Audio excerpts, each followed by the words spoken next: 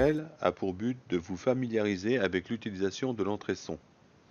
Comment récupérer une source sonore et comment la visualiser. Nous décomposerons l'ensemble du tuto sous la forme suivante: l'intégration de la bibliothèque pour capter une information via le micro, la configuration de la fonction MIDI, la mise à l'échelle de la valeur sonore et l'utilisation, ou tout du moins quelques utilisations, de ces mêmes valeurs. Nous avons créé une page qui va refléter les différentes étapes pour l'utilisation de la valeur que nous allons récupérer de l'entrée son. N'oublions pas que cette information vient de la partie microphone. Nous avons donc la valeur du son brut, qui est ici. Nous avons donc effectué dans le programme avec un coefficient multiplicateur que nous avons reposé ici. Nous avons aussi une autre possibilité, c'est une mise à l'échelle. C'est-à-dire que par exemple, la valeur va osciller de 1 à 150. Eh bien, nous allons la remettre à une échelle de 1 à 10 ou de 1 à 40 ou de 0 à 10 pour que ça soit utilisable dans différents programmes. Par exemple, dans notre exemple, nous récupérons la valeur qui est déjà modifiée avec un coefficient multiplicateur de 1 à 40 et nous la remettons à l'échelle entre 0 et 10. Et enfin, nous verrons comment faire, toujours avec cette même valeur, traduire la variable flottante en entier, que nous voyons ici. D'ailleurs, si je parle très fort, on s'aperçoit que c'est bien des chiffres entiers. Et si vous aviez remarqué un peu plus au-dessus, elle suit la valeur du son brut, sauf qu'elle est arrondie pour passer en entier. Et enfin, nous allons voir comment récupérer cette valeur pour pouvoir l'affecter à des formes ou créer des formes qui pourraient simuler une bouche ou autre chose. Voilà. La première étape consiste à déjà importer la bibliothèque pour récupérer le son. Donc on va importer la bibliothèque, la voici, nous cliquons et la bibliothèque apparaît, enfin les différentes bibliothèques apparaissent. Celle qui nous intéresse pour cet exercice, c'est celle-ci. On la rapporte ici et on supprime tout ce qu'on n'a pas besoin dans l'immédiat. Et enfin, on n'oublie pas, comme dans tous nos programmes, de commenter largement notre programme de façon que toute personne puisse l'utiliser. La deuxième chose, nous allons créer une variable qui contiendra la valeur du moteur MIDI.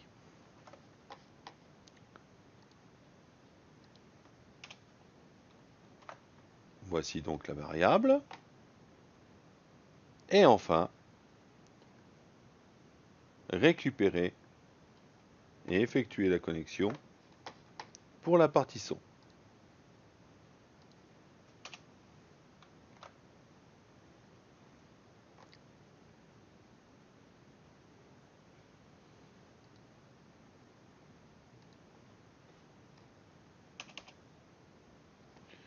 Nous allons donc redécomposer notre programme prêt dans les deux premières parties principales.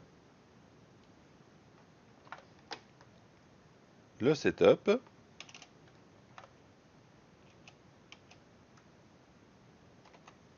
Voici. Et enfin, la partie répétitive que voici.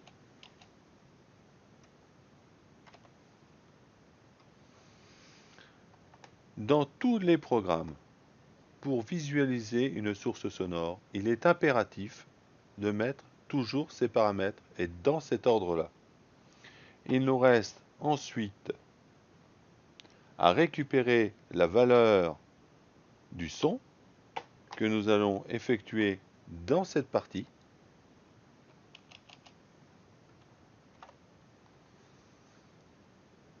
Et nous allons déclarer la variable dans laquelle nous allons mettre la valeur du volume sonore dans la partie déclaration de variable que voici.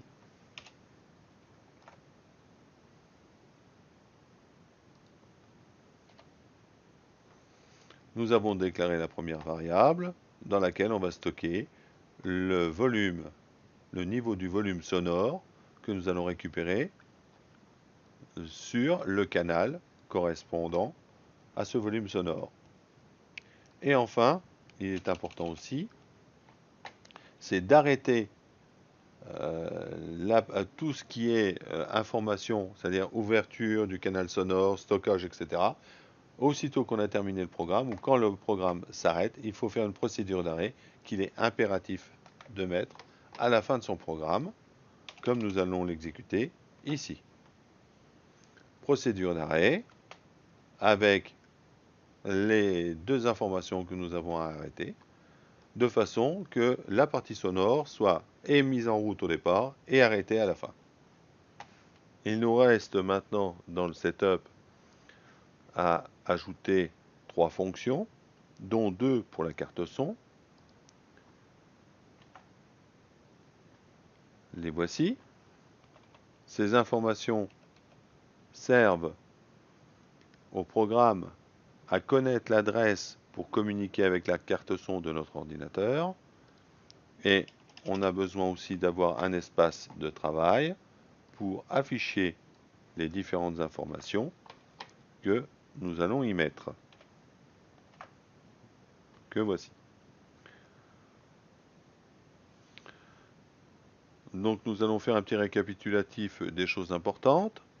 Il faut, si vous écrivez un petit bout de programme pour récupérer l'information au niveau du micro, il est important d'écrire ces 4 lignes, donc la déclaration de la bibliothèque, la création d'une variable, la connexion à la source d'enregistrement et la déclaration de la variable pour avoir la valeur du niveau brut.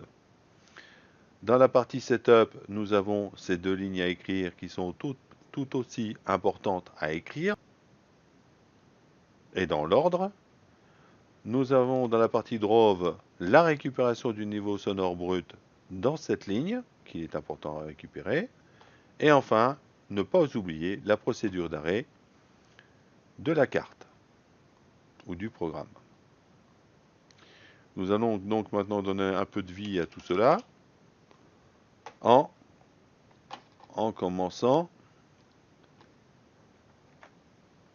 par la présentation de l'exercice. Donc, on choisit la couleur de l'écran, la couleur de l'écriture, la taille de l'écriture, le texte de présentation.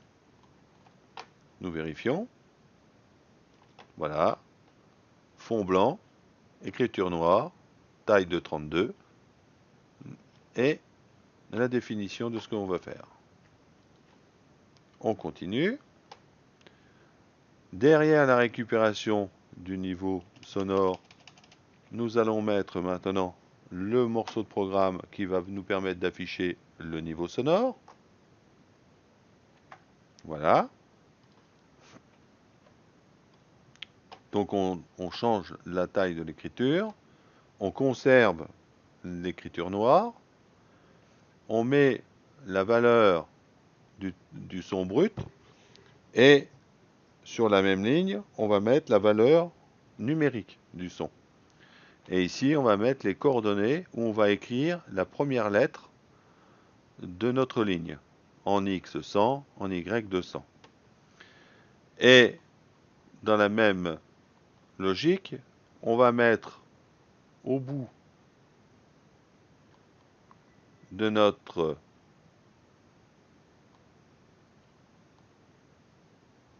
récupération de niveau sonore, eh bien, nous allons mettre les différentes mises à l'échelle. Tout de suite. Voilà. Et nous allons effectuer la déclaration des 3 variables correspondantes. Nous retournons au début du programme. Voilà.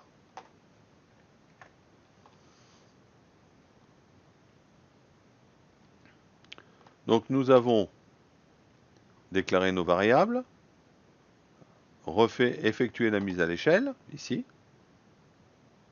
Nous verrons pourquoi après. Et puis ensuite, nous allons effectuer l'affichage du son brut, donc de la valeur qui arrive de notre micro, et une valeur avec un coefficient multiplicateur pour que l'on puisse utiliser cette valeur à des fins de placement, à des fins d'agrandissement de forme ou de choses comme ça. Nous allons vérifier. Et voilà. Valeur du son brut. Voilà la valeur du son brut. Valeur du son avec coefficient multiplicateur. La voici. Si j'insiste lourdement, en parlant très fort, regardez ici, on monte en chiffres. Le point se déplace. Bonjour, le point s'est déplacé. La valeur du son brut augmente aussi, mais au moins celle-ci, on peut l'utiliser. Alors le coefficient de multiplicateur, on peut le mettre comme ça nous arrange. Nous allons voir maintenant comment faire une mise à l'échelle de cette valeur. Voilà, mise à l'échelle de la valeur. On récupère donc le son qui a subi un traitement avec un coefficient multiplicateur. On lui donne la limite basse, la limite haute à saisir lorsque le son se déroule, et on fait une mise à l'échelle de 0 à 10 avec des valeurs qui nous intéressent. J'ai choisi 0 à 10 parce que dans le petit bout de programme que je fais, ça m'intéresse, mais vous auriez pu mettre de 1 à 20 ou de 5 à 30, c'est selon. Je vous l'affiche, donc je fais la mise à l'échelle ici, avec le texte et l'explication, de façon que ça soit visible sur l'écran. Donc voici le texte, mise à l'échelle. La mise à l'échelle, la voici. Elle est comprise de 0 à 10. Alors que si je crie ou je parle très fort ici, on s'aperçoit qu'on est beaucoup plus haut, alors que là, on reste toujours compris entre 0 et 10. Et enfin, une chose qui peut être aussi très intéressante, c'est la conversion de la valeur que l'on a, c'est-à-dire une valeur décimale, donc à virgule, en un entier.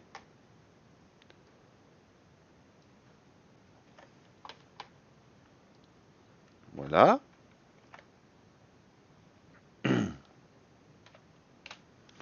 Évidemment, elle nous indique ici que cette variable n'est pas déclarée, nous allons donc la déclarer ici. Cette variable va recevoir un entier. On va vérifier quand même. Création d'une variable, son 5 entier. La création en entier de cette variable-là. On descend. On s'aperçoit que le son 5 entier a disparu. Et donc, on va apprendre un peu l'explication. Cette ligne va traduire votre valeur flottante en entier. Le reste, ce n'est que de l'affichage. Et voilà. Donc maintenant, on a pratiquement toutes les mises à l'échelle qui peuvent être exploitables dans différents programmes. La valeur brute, la valeur avec un coefficient multiplicateur, la mise à l'échelle, si cela peut nous aider pour la partie dessin, et une conversion d'une variable flottante en entier que voici. 1, 2, 3, donc vous voyez bien que cette valeur évolue exactement dans le même sens que les autres, mais en entier. Nous allons donc aller un peu plus loin cette fois-ci, mais pour dessiner des formes avec ces différentes valeurs. Alors, ça peut être très intéressant pour faire une sorte d'interactivité avec un pupitre ou des choses dans ce genre-là. Alors, on va déjà prendre simplement la construction d'un rectangle.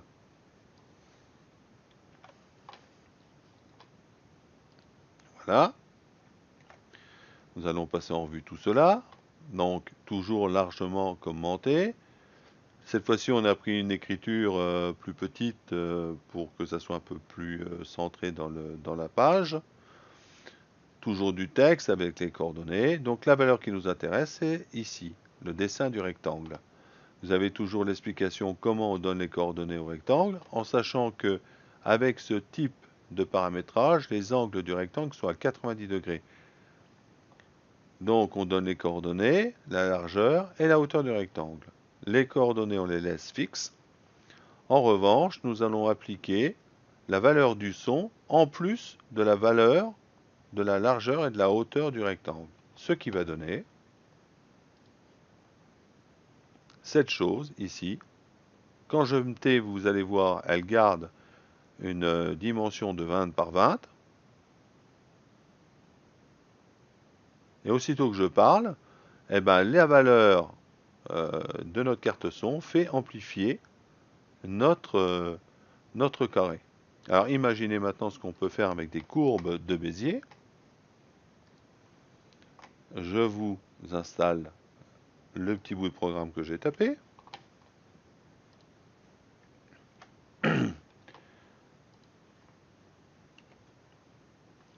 Utilisation des paramètres audio pour activer la courbe de Bézier. On a toujours les mêmes informations. Mais cette fois-ci, pour la courbe de Bézier, vous avez tous les commentaires avec l'explication, ce que c'est, etc. Et donc, nous pouvons voir ici que les deux points mobiles de la courbe de Bézier, nous avons donné une valeur du son en positif et en négatif, de façon à faire la lèvre supérieure et la lèvre inférieure. Chacun des paramètres ne possède pas la même valeur. Nous l'avons multiplié avec des coefficients différents, ce qui donne la valeur de la lèvre basse, même si elle n'est pas très bien dessinée, et la valeur de la lèvre haute, ou de la lèvre supérieure. On regarde.